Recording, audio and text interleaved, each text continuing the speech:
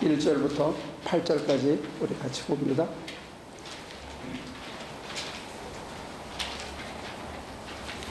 또 나는 큰 무리의 음성과 같기도 하고 큰 물소리와 같기도 하고 우렁찬 천둥소리와 같기도 한 소리를 들었습니다. 할렐루야. 주 우리 하나님 전능하신 왕께서 왕권을 잡으셨다. 기뻐하고 즐거워하며 하나님께 영광을 돌리자.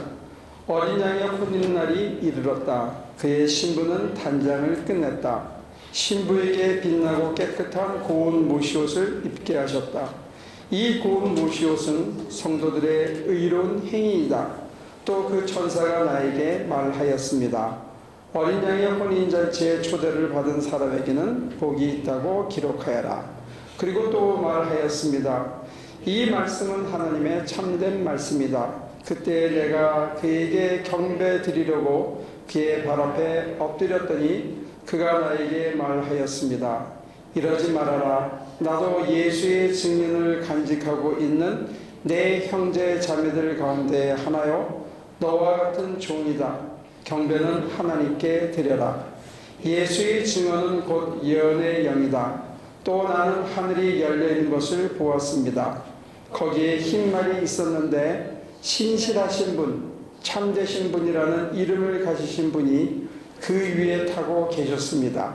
그분은 의로 심판하시고 싸우시는 분이십니다. 그분의 눈은 불꽃과 같고 머리에는 많은 관을 썼는데 그분밖에는 아무도 알지 못하는 이름이 그의 몸에 적혀 있었습니다. 그분은 피로 물든 옷을 입으셨고 그분의 이름은 하나님의 말씀이라고 하였습니다. 그리고 하늘의 군대가 희고 깨끗한 고운 모시옷을 입고 흰 말을 타고 그분을 따르고 있었습니다. 그분의 입에서 날카로운 칼이 나오는데 그분은 그것으로 모든 민족을 치실 것입니다. 그분은 친히 쇠 지팡이를 가지고 모든 민족을 다스릴 것이요 전능하신 하나님의 맹렬하신 진노의 포도주 틀을 밟으실 것입니다. 제가 한국에 갔는데 어떤 분이 저한테 아주 맛있는 저녁을 대접하면서 그런 질문을 했습니다. 아브라함이 축복을 많이 받은 건 사실이잖아요. 그렇죠.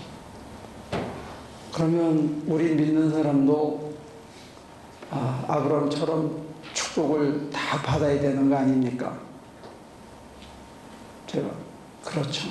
그렇게 대답했습니다. 그러니까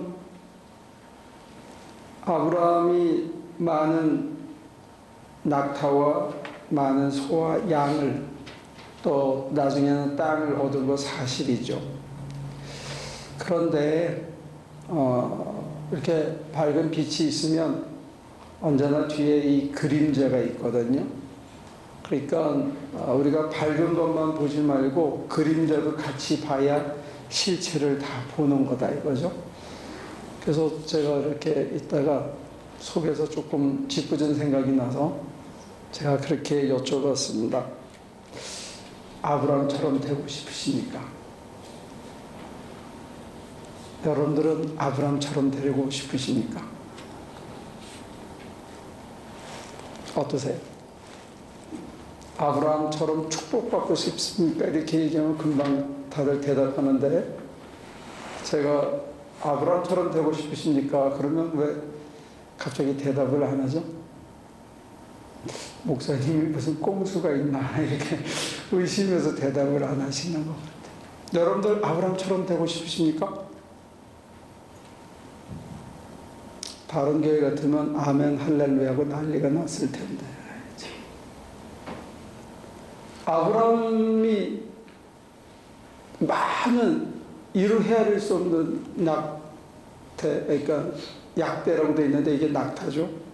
그 다음에 소, 양, 염소, 온갖 짐승과 온갖 물질의 축복을 그 다음에 100살이나 돼서 경도가 다 끊어졌는데 하나님께서 기적적으로 아들을 주셨어요.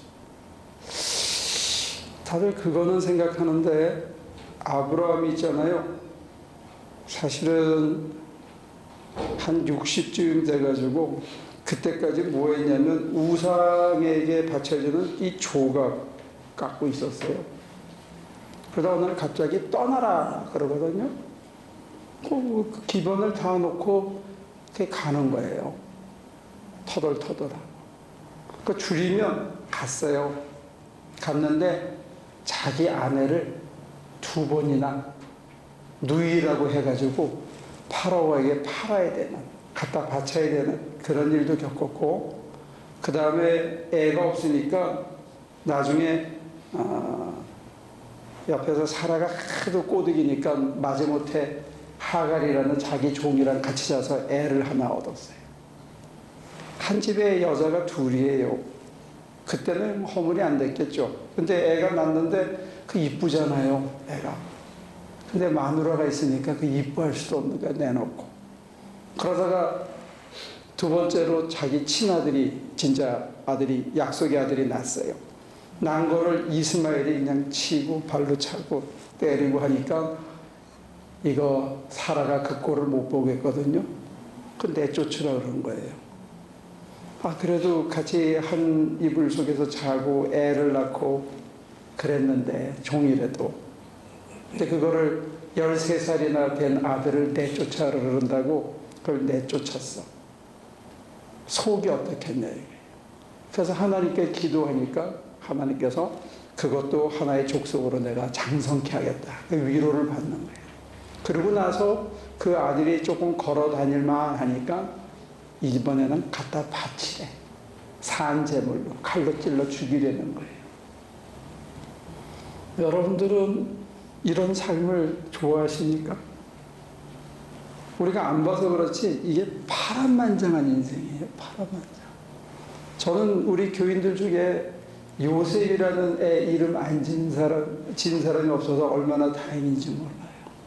사람들은 요셉 짓고 전부 국무총리 되는 거 생각하는데, 그 요셉이 국무총리가 되기까지 겪었던 인생의 그 쓰라린 경험이라는 거는 이거 보통 사람이 견딜 수 있는 게 아니거든요.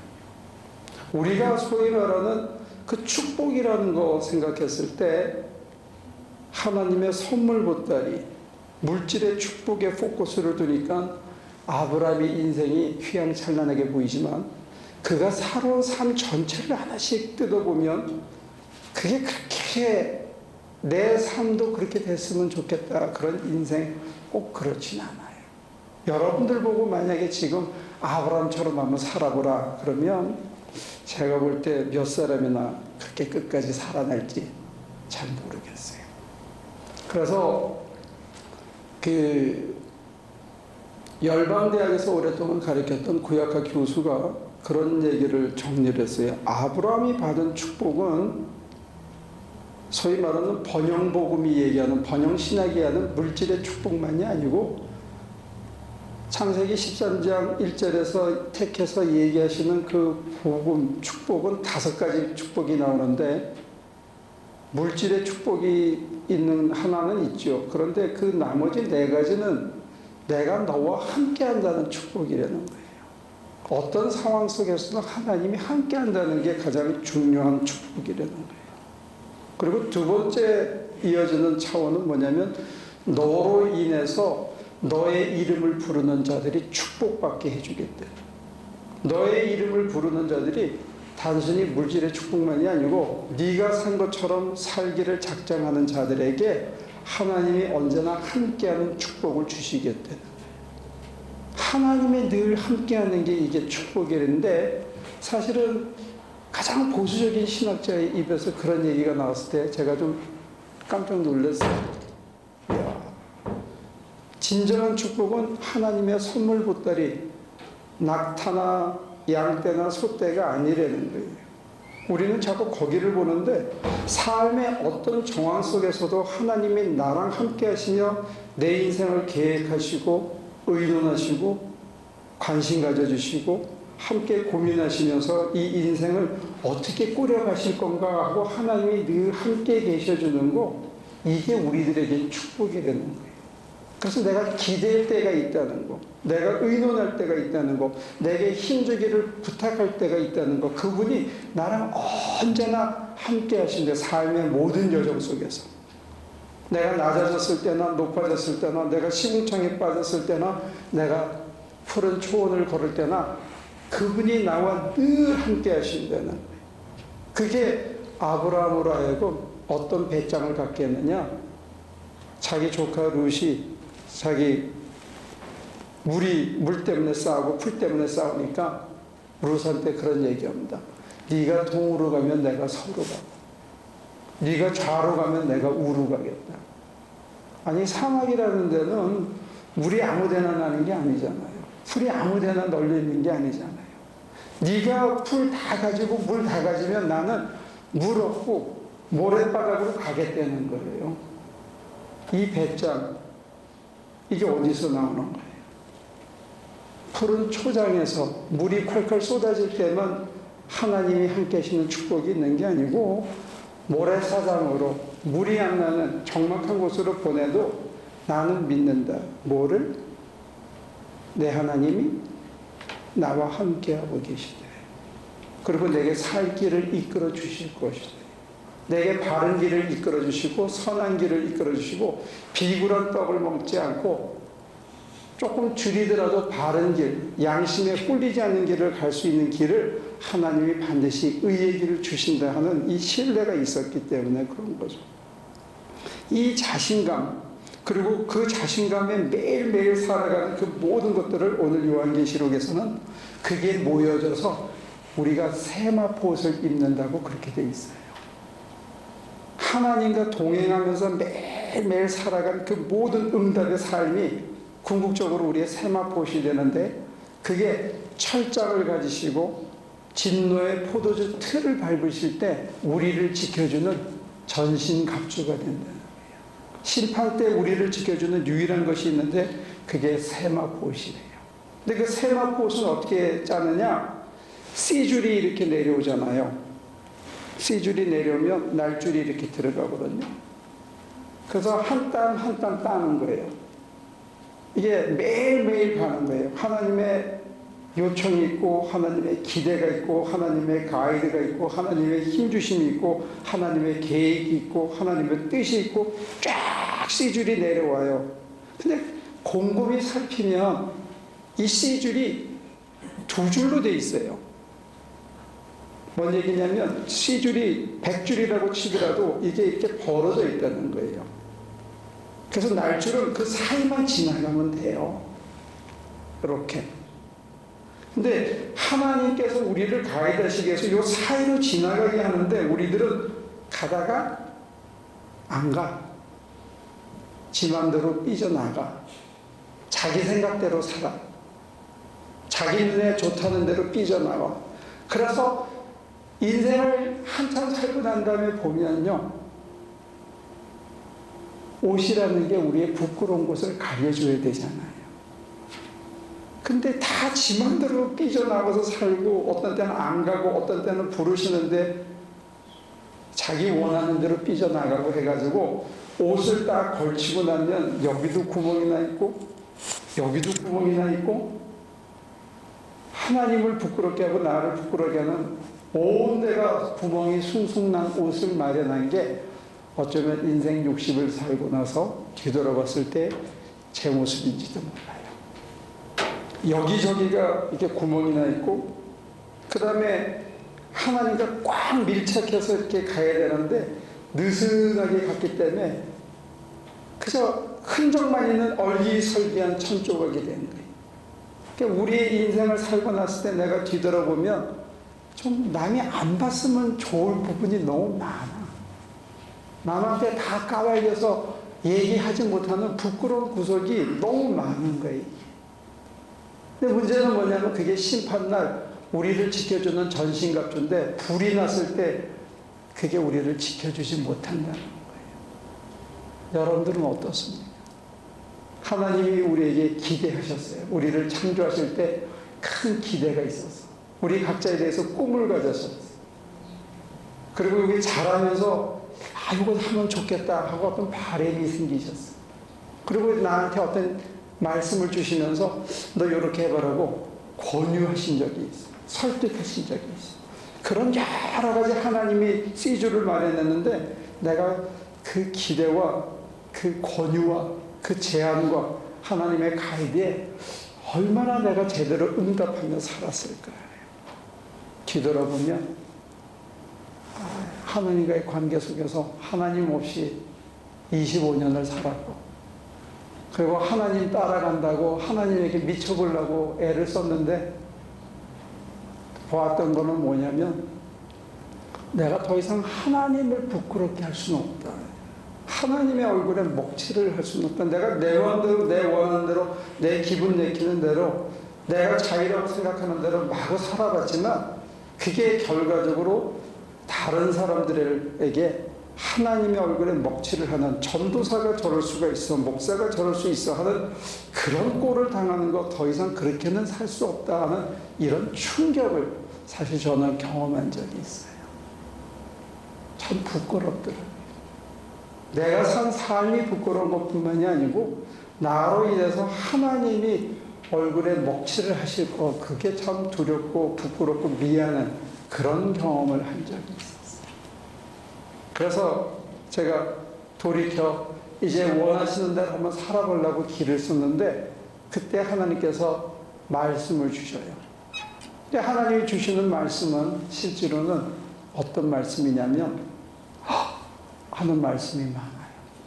내가 하나님의 뜻대로 한번 살아보려고 순종하는 자세로 이렇게 열어놓으면 하나님께서 내게 원하시는 거는 내 능력 그 너머에 있는, 내가 전혀 원치 않는 이런 거를 원하실 때가 많은 것 같아요. 예를 들면 아브라함한테 네 일가 친족을 떠나 내가 명하는 곳으로 가라. 이거 쉽지 않아요. 조 목사님 북한으로 선교사 가라. 그러면 네 하고 그 자리에서 보따리 싸는 거 이거 그거 생각처럼 그렇게 만만치 않습니다. 여기 있는 그 누구도 어느 날 하나님께서 나타나서 네가 아이를 낳을 텐데 그 아이 이름을 임마누엘이라고 해라. 시집도 안 간 처녀아이한테 나타나서 그런 얘기를 가슴이 뻑뻑하죠. 이걸 아멘으로 받아들이기 참 어려운 얘기를 하나님께서 말씀하실 때가 있어요. 그리고는 요셉에게 나타나서 정혼한 네 여자를 아내로 데려오는 걸 두려워하지 말라. 이것도 가슴이 뻑한 이런 얘기. 이거 어떻게 해요? 그래서 순종하면 일사천리 만사형통해야 되잖아요. 근데 순종해서 애 낳는데 애 낳을 데가 없어.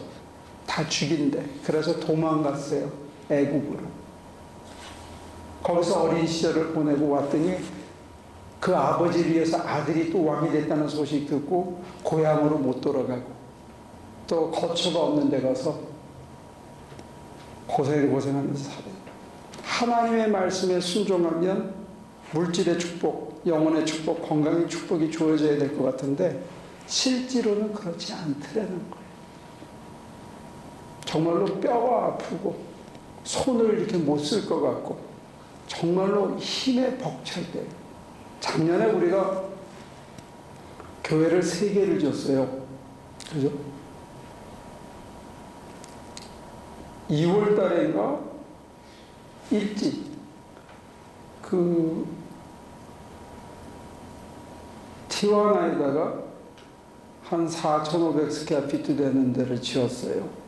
가서 3박 4일 고생했지만 어떤 사람들은 한 이틀 더 먼저 갔어요. 그래서 하나 찍고 왔어요. 그 다음에 한참 더울 때, 그게 언제죠? 레이버데이 때 얼마나 더운지 130도 정도 되는데 그때 가자. 그래서 갔어요. 그래서 모두 다 탈진을 하고 왔는데 10월 달인가 우리 엔세나다에 또 뭘 하나 지어달라 그래가지고 또 갔어요.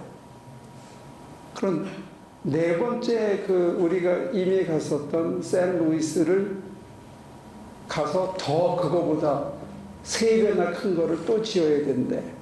그때는 제가 우리 교인들에게 차마 얘기를 못 하겠더라고요. 또 가자 소리가 안 나와. 3번이나 이미 갔다 왔는데 또 가자 소리를 저가 못 하겠어요. 근데 여러분들이 절 봤을 때는 그러겠죠. 사실 그래서 우리 교인들이 내 앞에 와서 밥을 잘 안 먹나 봐.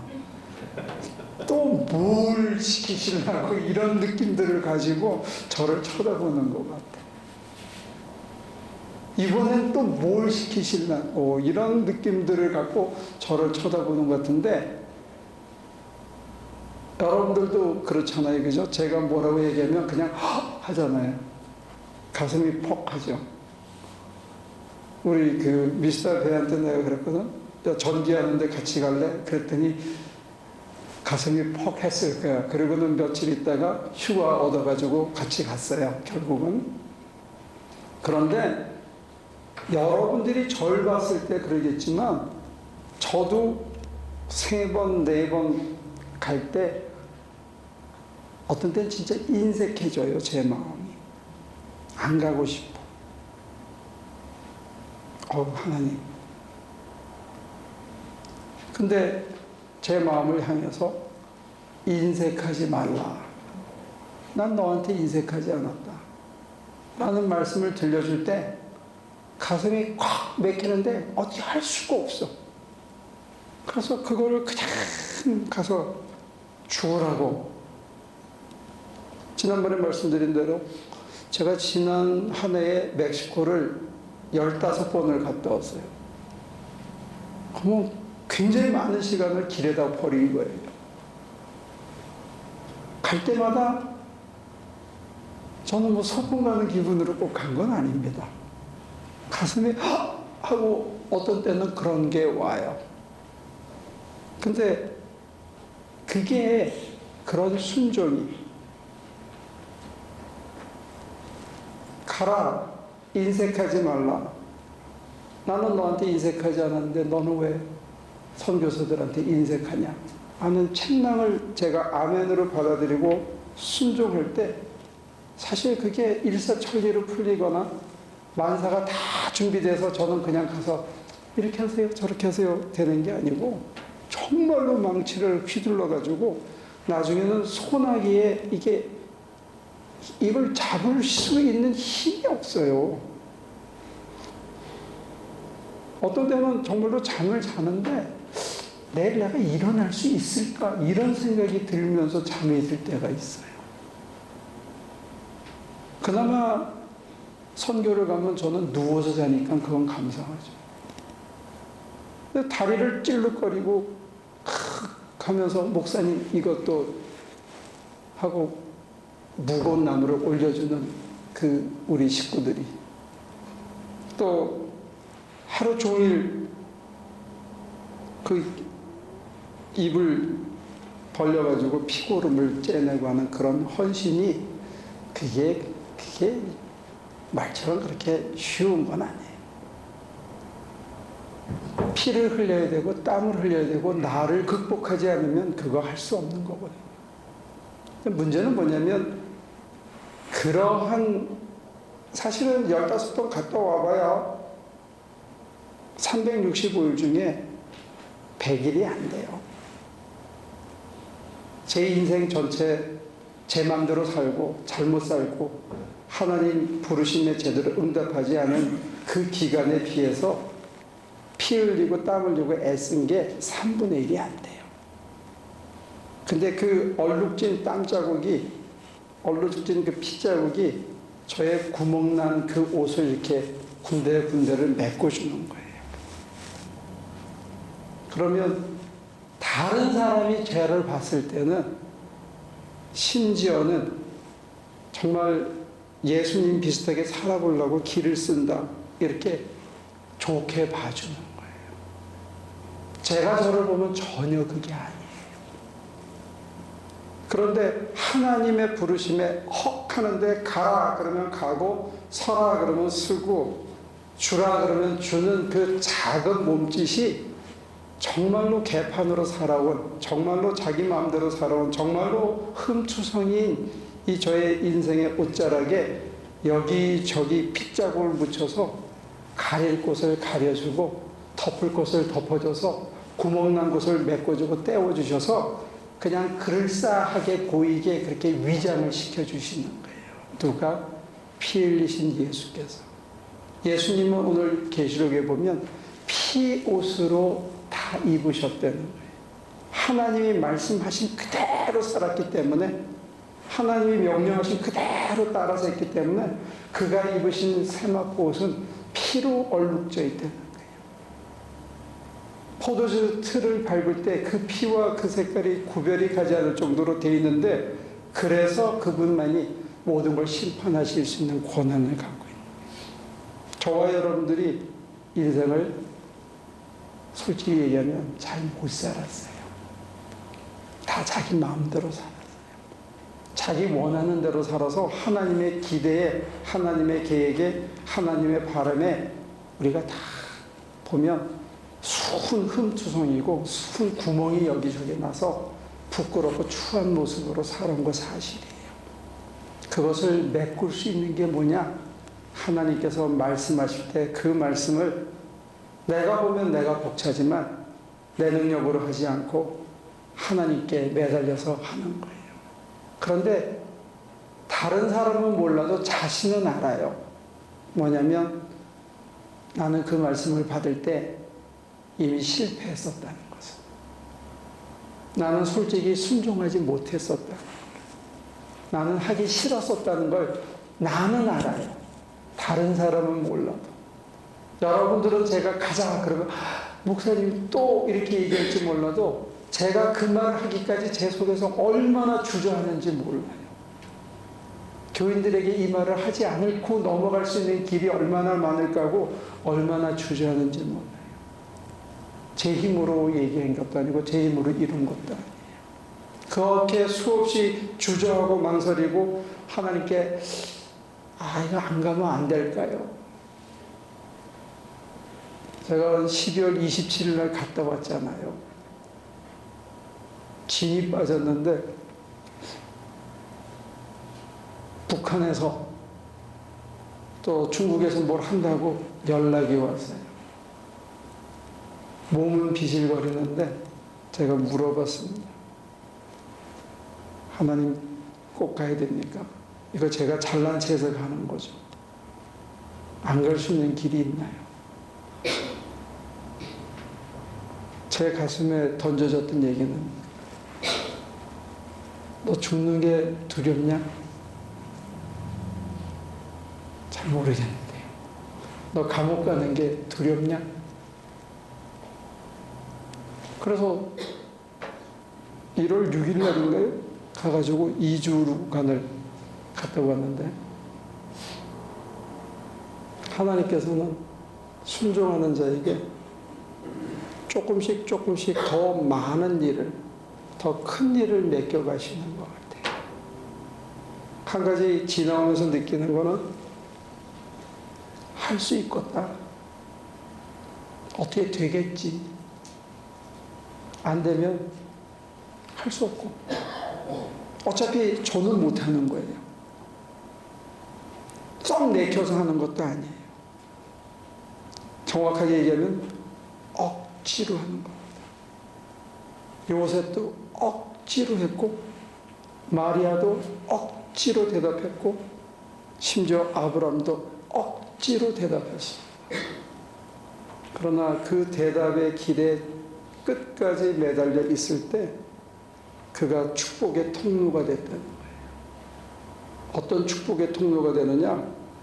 아브라함의 이름으로 구하는 자에게 아브라함에게 축복한 것처럼 하나님께서 축복해 주게 되는 거예요. 저의 믿음의 스승은 이용도 목사님이거든요.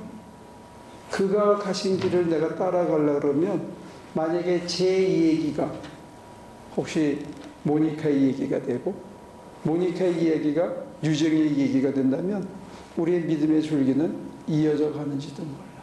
나도 저렇게 나도 저 사람처럼, 나도 저 사람이 가는 길에 이렇게 우리가 같이 가다 보면 어떤 일이 벌어지냐면 아브라함에게 임했던 그 믿음의 축복이 예수 그리스도에게 임하시고 예수 그리스도에게 임하셨던 부활과 영생의 축복이 오늘 저에게 또 저의 말씀과 증언을 듣는 여러분들에게 동일하게 임하게 된다는 사실입니다. 제가 정말로 이렇게 사는 게 좋구나. 힘은 들고 번번이 실패해서 하나님께 정말 부끄럽고 창피하지만 그래도 이 길을 따라가는 게 정말 제대로 사는 게 아닌가. 살아있어서 참 좋다. 이것이 사실은 부활의 삶이거든요. 다시 한번 제대로 사는 겁니다.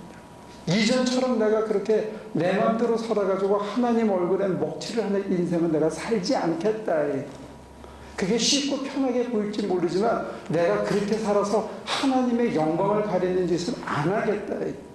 사람들에게 목사가 저렇게 살 수 있느냐 이런 소리는 안 듣겠다. 차라리 힘들고 버겁고 가슴이 뻑뻑하고 이 길 따라가는 게 어떤 때는 잠자는 것조차 버겁지만 그러나 이렇게 가는 그 길이 다른 사람에게 행여 예수 믿는 게 저런 맛도 있겠구나.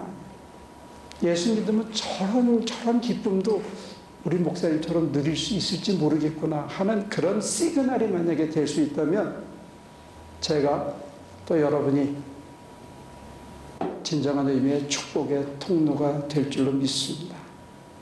내가 그걸 누리는 거예요. 하나님 때문에 이게 참 좋아요. 내가 옛날에 못 배웠다고 창피했는데 못 가졌다고 참 분했는데 이제는 내가 좀 못 가져도 괜찮아요. 왜? 하나님이 내 가슴에 있기 때문에. 내가 거친 잠자리도 괜찮아요. 왜? 하나님이 나를 이렇게 꼭 끌어안아주는 걸 느끼기 때문에. 내가 이렇게 사는 게 좋다고 느끼는 이 삶이 내 이름을 따라 부르는 어떤 식구들한테 이어져서 그들도 그런 삶을 하나님 때문에 내가 사는 게 참 좋아요. 외양간에 송아지가 없고 무화과 나무에 열매가 없고 밭에 소출이 좀 모자라지만 나는 하나님이 나를 이렇게 꽉 끌어안아주고 내 인생의 발걸음을 매 순간 끌고 가고 때때로 가슴이 헉하게 엄청난 요청을 하셔도 내가 그 길을 따라가다 보면 내가 가는 그 길이 다른 사람에게 예수는 저렇게 믿는 게 맞는지도 몰라. 나도 저런 식으로 한번 예수를 믿어볼까? 하고 만약에 하나 저의 삶이 또 우리 하나교회 식구들의 삶이 다른 식구들한테 도전이 된다면 저는 저와 여러분들이 잘 사는 거라고 그렇게 믿습니다. 우리 최희수 목사님이 우리 장로님이랑 이게 열몇 시간을 운전해서 타고 갔다 한 다음에 제가 한국 나가니까 그러더라고요. 우리 남장로를 보면 내가 작은 예수를 만난 것 같아. 저한테는 정말로 신선한 충격이었고, 제가 목회해온 그런 사람들과 더불어 이렇게 신앙생활을 해왔다는 게 저한테는 정말 축복이. 여러분들의 삶이 때로 다른 사람에게 그런 경종이 되고 그런 위로가 되고 그렇게 될 수 있다는 것, 그런 기쁜 소식을 오늘 전합니다. 같이 기도하겠습니다. 하나님, 살려주셔서 시궁창에 빠졌는데 건져주셔서 여기까지 끌고 오셨는데 때로 우리는 본전 생각을 하고 스스로 품위를 스스로의 힘으로 가식으로 사람들의 칭찬과 세상 명예를 구하고 세상의 안일과 편안함을 먼저 구할 때도 있습니다. 그러나 매 순간 때로는 버겁고 때로는 우리의 능력을 초과하는 하나님의 요청 앞에 겸허히 순종하고 당신의 능력에 덧입어서 이 모든 삶의 고비를 넘어갈 수 있게 도와주시옵소서. 그 삶이, 그 여정이 먼 훗날 다른 사람들에게 위로가 되고 하나님의 살아계심을 보여주는 이정표가 되고 다른 사람들에게 나도 저 사람처럼 살아봐야 되겠다 하는 충격을 줄 수 있는 그런 삶을 우리가 살아낼 수 있도록 도와주시옵소서.